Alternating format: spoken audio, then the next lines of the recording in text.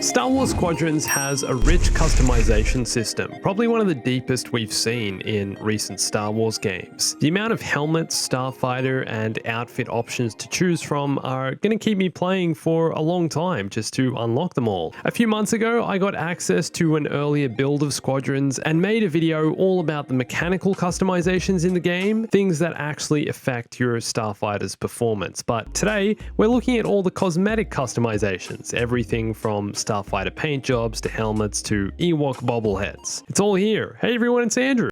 Also, I'm giving away a few copies of Star Wars Squadrons on my Twitter account. Follow me at Stay Bombastic to hear more details about that soon. I also made a video similar to this a few months ago, but there's been more content added to the game since that early build that I played that I mentioned earlier, so this is an updated cosmetic customization list. I'm going to first take a look at all the pilot customizations for both factions, and then starfighter customizations. If you want to see starfighters later, you can skip to this timestamp. Starting off, there's 5 male and 5 female appearances to choose from for both the Empire and New Republic. You choose these when you're beginning the story mode, but can also change between them later in the game at no extra cost. The New Republic has 4 aliens you can play as. There's an Abednedo, a Duros with an eye patch, a Celestin, so you can pretend to play as Nyan Nub, and a Twi'lek. Also, you can't actually customize the faces of each pilot. You can't go in there and adjust things like eyebrow height, density, facial hair, nose size. You just get these faces. That's all there is. Okay, now on to helmets. The Striker helmet is your basic X-Wing starfighter helmet. Pretty sure this is the one worn by pilots in A New Hope. The Vintage Alliance helmet was worn by X-Wing pilots during the assault on Scarif in Rogue One, and both of these helmets are unlocked right from the start of the game, out of the case. Next is the Heavy Duty helmet. This style of helmet is generally worn by A-Wing pilots. The Hunter's helmet and Tactical helmet are the same. These helmets don't obstruct the pilot's view with a blast shield. And my favorite helmet in the entire game, the Bombastic Bombardier helmet. Yes, there's a helmet in Star Wars Squadrons called Bombastic. These helmets were worn by Y-Wing pilots with extra protection for the head and ears. And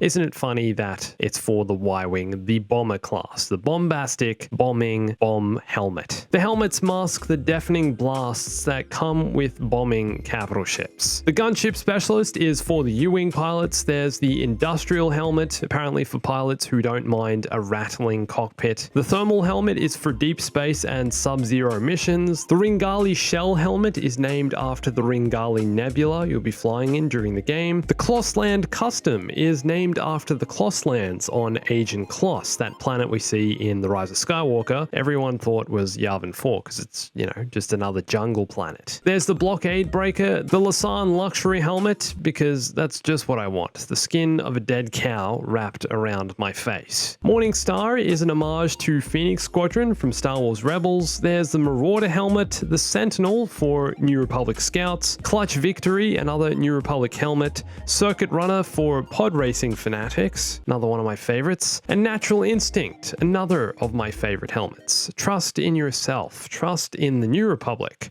trust in the Force, and trust in Obi-Wan's guidance and training and the old man in the cape. Symbol of Hope can only be unlocked for completing the Operation 1 challenge. Operations in Squadrons are in-game challenges that last for about 12 weeks, kind of like a season, and offer certain cosmetic rewards. The Transporter, Renegade, Mistral's Will, True Friend, Laser Brain, and New Republic Recruit are all U-Wing pilot helmets. We have Interceptor's Elegance. Castellon Dawn is based on Castellon from Star Wars Resistance, where the New Republic sent a Star Destroyer into the ocean. There's Natural Bond, Daredevil Blush, and now we have some of the legendary helmets. Gallatin Gold is awarded to players who achieve the Galactic Ace rank in fleet battles. This is the highest rank, so you get this helmet if you get to the highest. Then there's the Bayora Bronze helmet, awarded for achieving achieving the Valiant rank, 3rd highest. Saruna Silver for the Legend rank, the 2nd highest, and then there's also the Scoundrel's helmet and the Elegant helmet. Okay, now onto some of the flight suits. The Rebel Alliance flight suit comes in the classic orange, blue, green, red, and white. Then there's the heavy duty flight suit, which has a very fancy scarf,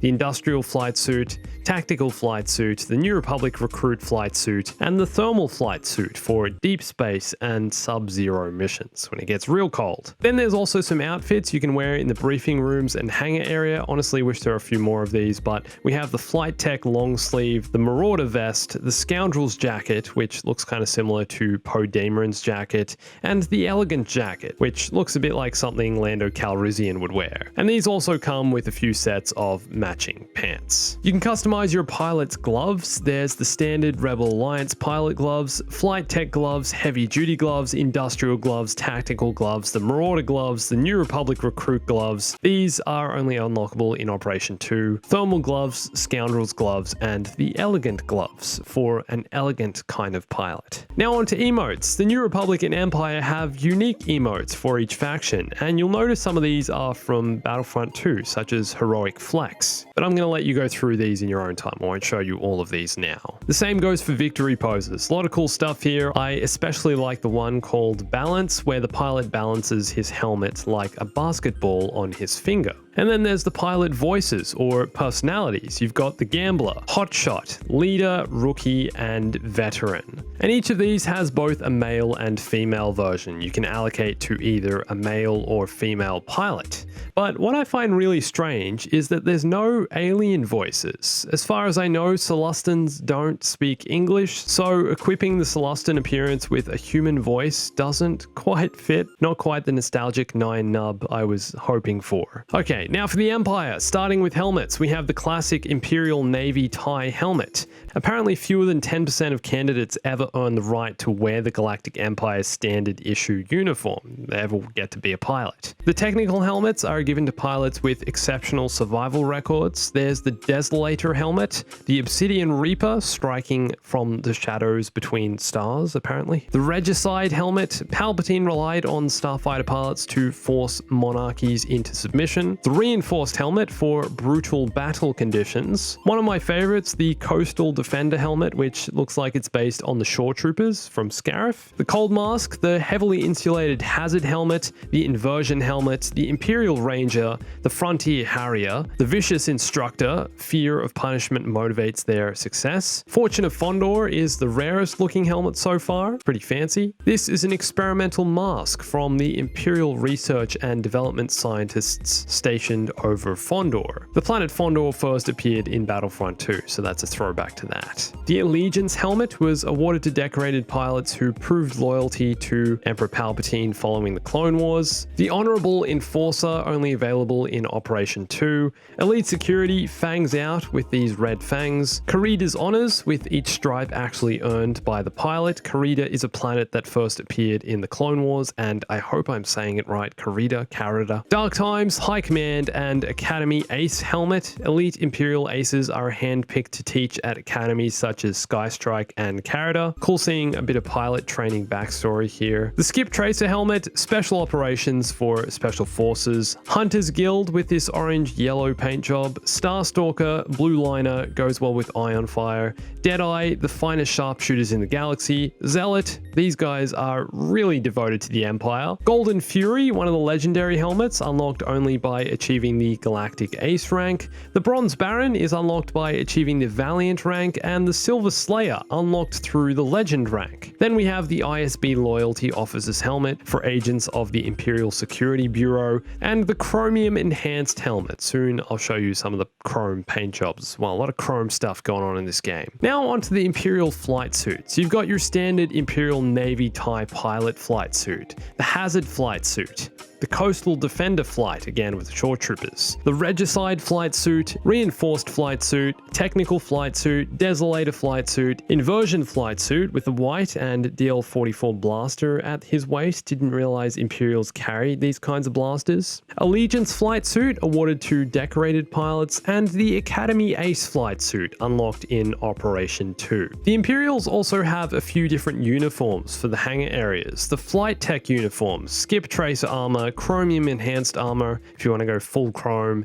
and the ISB Loyalty Officer's armor. And each one of these also comes with a set of pants. I particularly like the Chromium enhanced greaves, my kind of chrome. Now onto gloves, we have the Imperial Navy TIE Pilot gloves, Flight Tech gloves, Hazard gloves, Coastal Defender Shore Trooper gloves, Regicide and Reinforced van braces, the lightweight technical gloves, Desolator, Inversion, Skip Tracer gloves, Allegiance van braces, Academy Ace gloves, Chromium enhanced van braces, and the ISB Loyalty Officer's gloves. A lot of gloves, a lot of glove customization. I feel like this game has more Star Wars glove customization than any other Star Wars game. It has to be, has to be. Emotes and victory poses, again, I'll let you look at in your own time, but like I said, some of these are different to the New Republics. And then the voice lines and personalities: Ace, Fury, Soldier, Specialist, and Tactician. My personal favorite, just like Grand Moff Tarkin. Okay, now onto Starfighter customization. We begin with the Vanguard Squadron paint job. You'll be flying using these colors during the story mode and can't customize your Starfighter's appearance in the story. Blue Squadron, led by heroes such as General Merrick and Lieutenant Valeria. They fought in the Battle of Scarif, Bakura, Endor, just to name a few. Gold Squadron was seen in their Y-Wing form in A New Hope, and later came under the command of Lando Calrissian in the Battle of Endor. We have Green Squadron, Orange Squadron, Pink Squadron, the classic Red Squadron, responsible for the destruction of the first Death Star. Anvil Squadron, making their first appearance in Star Wars in Squadrons. Echo Squadron, Squall Squadron, Sanctuary Squadron. This X-Wing paint job can be unlocked in Operation 2. Kalima Squadron, formed as a special squadron by Bail Organa. Sirocco Squadron, Mistral Squadron, the New Republic Defense Fleet, standard for the New Republic Navy, only available in Operation 2. The Cavern Angels, flown by Saw Gerrera's partisans in the skies above Jeddah. Varshar Hunter is the X-Wing we see in the Squadron's Hunted CG short. I think this might have been a pre-order bonus as well. Starbird Squadron is General Syndulla's squadron, inspired by Sabine Wren's art. You unlock the X-Wing version of this paint job by completing the story mode. Convoy's Courage have a flawless flight record in medical and escort operations. Chromium Flash, which look kind of like the Nubian yachts from Naboo. Luminous Being, a legendary paint job, and Rust Bucket. Not sure why you'd ever want to do this to your X-Wing though. Now onto decals. These appear on the wings and hull of each starfighter. You can equip the Vanguard Squadron insignia in all different colors. The Starbird, inspired or created even by Sabine. Phoenix, Partisans decal. The New Republic, Ewok, Galaxy's Hope, and Alphabet Squadron. They're all the decals. Now onto the New Republic's cockpit customizations and holograms. We've got this holo chess piece, a pilot portrait created by Sabine. Chopper, the droid from Star Wars Rebels, everyone's favorite droid from Rebels, the Exogorth or giant space slug, a galaxy map, and a Kowakian monkey lizard, just like Salacious B. Crumb from Jabba's palace, that little laughing monkey alien thing. Next, we have the dashboard Bobbleheads, a figurine of Luke Skywalker, handcrafted with a pocket knife and paint. There's a pod racer toy. Now what we really need is a pod racing VR game. A Tauntaun plush toy, a training remote replica used for Jedi training, but apparently the New Republic used them to train officers. There's a miniature sandcrawler with two little Jawas inside, glowing eyes. Kind of cool, but also kind of creepy.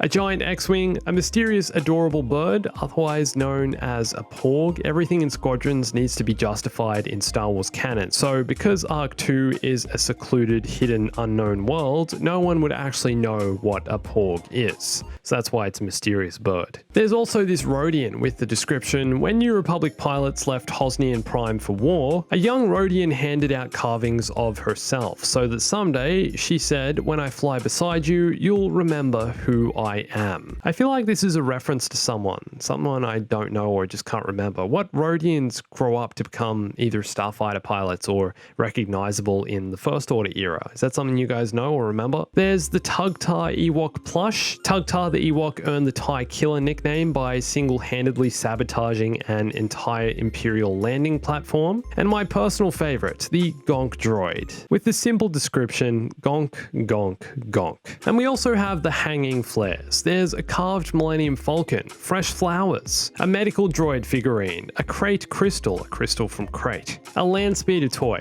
Hoth snow speeder toy, a destroyed Death Star ornament, and a Naboo starfighter. Need to get one of these added as DLC in Squadrons. If there's one ship I want to fly, it's this. Okay, let's move on to the Empire. The basic paint job is the Space Superiority series. Then we have the Sinar Standard. TIE fighters are of course developed by Sinar Fleet Systems, and this also comes in a blue version. I prefer this. Ashen Enforcer TIE fighters patrol the Smuggler's Run, the Ashen Unifier, the Ashen Absolution, the Ashen Purifier, Ashen Shepherd, protecting Imperial convoys, Ashen Monarch, used to escort high-profile allies, aristocrats, and advisors, the Ashen Cardinal, otherwise known as the 181st Fighter Wing, the Suppressor used at Kriego, not sure where or what this planet is, I looked it up and I couldn't find anything about it. Academy A Series is only available in Operation 2. This paint job is given to exceptional students of Imperial academies. Emperor's Guard, assigned by Palpatine himself on classified missions. Ghastly Remnant, the Gargoyle. This one's pretty cool. Darkside legends tell of a shape-shifting gargoyle whose menacing form lines Coruscant skyscrapers and Imperial fighters alike. The Dragon Snake is a legendary paint job, created by forging Durasteel with Nal Hutta Dragon Snake scales. Nal Hutta is a planet that appears in the Clone Wars. Volcanic starfighters were forged in the fires of Mustafar, literally, near Vader's castle, and the Radiance, the final legendary paint job.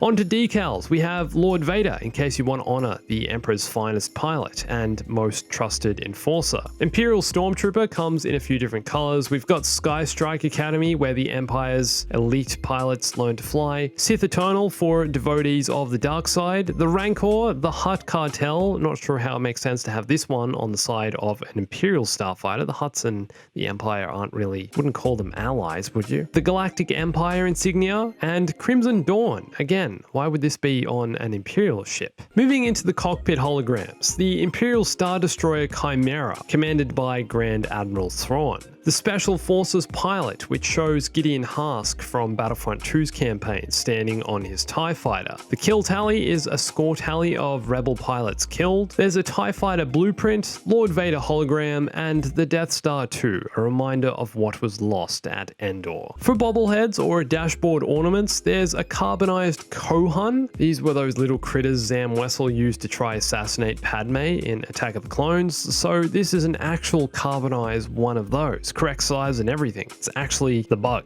You can get a protocol droid's head. Obviously, this one wasn't following protocol. The skull of a Corellian hound, a replica of a mouse droid, and the Empire also has a Gonk droid bobblehead. There's a Lord Vader statuette. Pretty cool, but again, with the eyes, kind of creepy. Medal of the Emperor's Fist, awarded to pilots for enforcing and achieving peace in the galaxy, and the TIE pilot. And then we have the hanging flares. The crystal charm, apparently this tuft of crystals gives the owner health and riches, but shattering even one shard promises misfortune. There's an Imperial ID badge, a miniature interrogation droid, a crate dragon tooth. We see the bones of a crate dragon on Tatooine in A New Hope. There's a miniature Rancor, a miniature ATST, a Stormtrooper helmet, a miniature Star Destroyer, and a miniature Imperial shuttle. And that's everything. So which paint jobs and customization options do you like the most? Which will you be using at Squadrons? And you can catch up on some of my other Squadrons videos here, more on customization and my full playthrough of the story. Those videos are here.